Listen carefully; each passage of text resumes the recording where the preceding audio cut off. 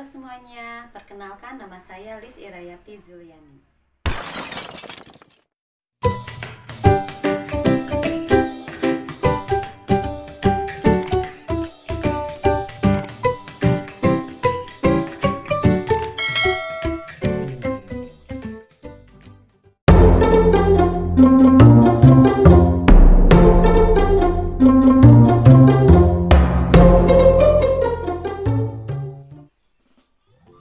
Apa kabarnya untuk hari ini? Semoga kalian semuanya sehat walafiat dan selalu berada dalam lindungan Allah Subhanahu wa taala. Baik, pada video kali ini kita akan belajar materi tentang ilmu pengetahuan sosial. Dan di sini kita akan mempelajari tema 1, yaitu tentang manusia, tempat, dan lingkungan. Submateri yang akan kita pelajari sekarang adalah tentang konsep ruang dan interaksi antar ruang. Dengan tujuan pembelajaran kita kali ini, yang pertama yaitu siswa mampu menjelaskan konsep ruang. Yang kedua, siswa mampu menjelaskan pengertian interaksi antar ruang. Yang ketiga, siswa mampu memberikan contoh interaksi keruangan antar wilayah di Indonesia. Dan yang keempat, yaitu siswa mampu menjelaskan kondisi saling bergantung untuk terjadinya interaksi antar ruang. Nah, menurut kalian, apa sih kira-kira ruang itu? Apakah ini yang dimaksud dengan ruang? Atau apakah ini yang dimaksud dengan ruang? Atau apakah ini yang dimaksud dengan ruang? Dari gambar tersebut, maka kita dapat mengambil kesimpulan apa itu arti ruang. Ruang adalah tempat di permukaan bumi, baik secara keseluruhan maupun hanya sebagian yang digunakan oleh makhluk hidup untuk tinggal. Bagaimana? Apakah kalian sudah paham? Lalu bagaimana ya interaksi antar ruang yang terjadi di dalamnya? Sebelum menjawab pertanyaan tersebut, kalian harus sudah mengerti apa itu interaksi. Ini adalah contoh interaksi.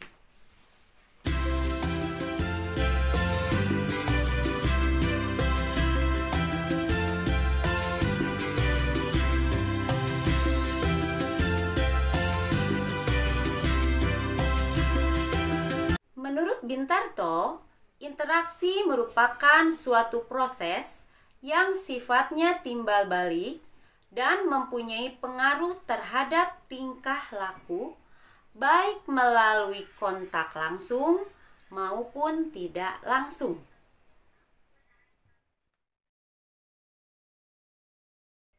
Sudah paham kan arti dari interaksi? Kembali ke pertanyaan selanjutnya, bagaimana sih interaksi antar ruang yang terjadi di dalamnya? Setiap ruang di permukaan bumi mempunyai ciri khas yang berbeda antara satu wilayah dengan wilayah yang lainnya.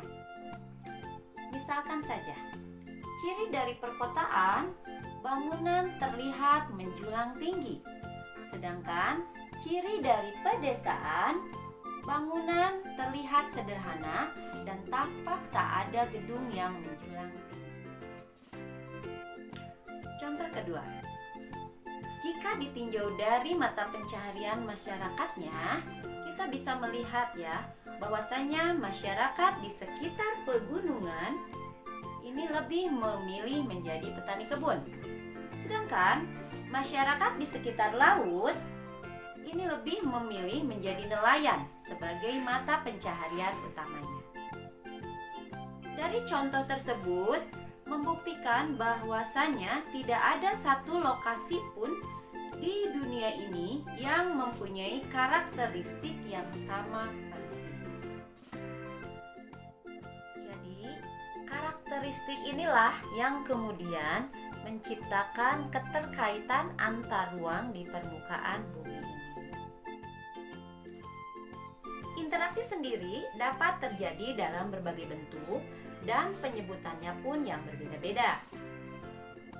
Bentuk interaksi yang pertama yaitu mobilitas penduduk. Apa itu mobilitas penduduk? Mobilitas penduduk merupakan interaksi dalam bentuk pergerakan manusia. Ilustrasi ini merupakan salah satu contoh dari mobilitas penduduk. Bentuk interaksi yang kedua yaitu komunikasi. Komunikasi merupakan interaksi melalui perpindahan gagasan atau informasi. Berikut ini adalah salah satu contoh komunikasi. Dan bentuk interaksi yang ketiga yaitu transportasi. Transportasi merupakan interaksi melalui perpindahan barang atau energi. Nah, transportasi itu sendiri juga di sini berkaitan dengan ongkos perjalanan, kemudian juga dengan jarak, serta jenis kendaraan yang digunakan. Selanjutnya, interaksi keruangan dapat terjadi jika dalam kondisi bergantung seperti ini. Yang pertama adalah pada kondisi saling melengkapi. Yang kedua yaitu adanya kesempatan antar keruangan. Dan yang ketiga adalah adanya kemudahan transfer. Contoh pada kondisi saling melengkapi, anggap saja wilayah A adalah Kabupaten Cianjur dan wilayah B adalah Kabupaten Ciamis. Kabupaten Cianjur merupakan penghasil beras, sedangkan Kabupaten Ciamis penghasil ikan. Kabupaten Cianjur membutuhkan ikan, sedangkan Kabupaten Ciamis juga membutuhkan beras. Jika masing-masing memiliki kelebihan atau surplus, maka Kabupaten Cianjur melakukan interaksi dengan Kabupaten Ciamis melalui aktivitas perdagangan atau jual beli. Dan terjadilah interaksi karena kondisi saling melengkapi antar wilayah.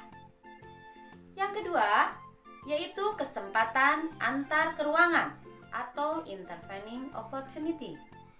Kesempatan antar keruangan dapat terjadi jika suatu wilayah menawarkan alternatif lebih baik sebagai tempat asal maupun tempat tujuan dan wilayah lain.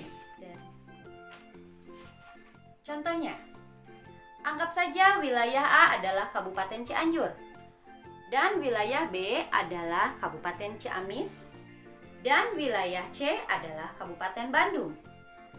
Kabupaten Cianjur biasanya membeli ikan ke Kabupaten Ciamis. Namun kemudian diketahui ada Kabupaten Bandung yang juga penghasil ikan.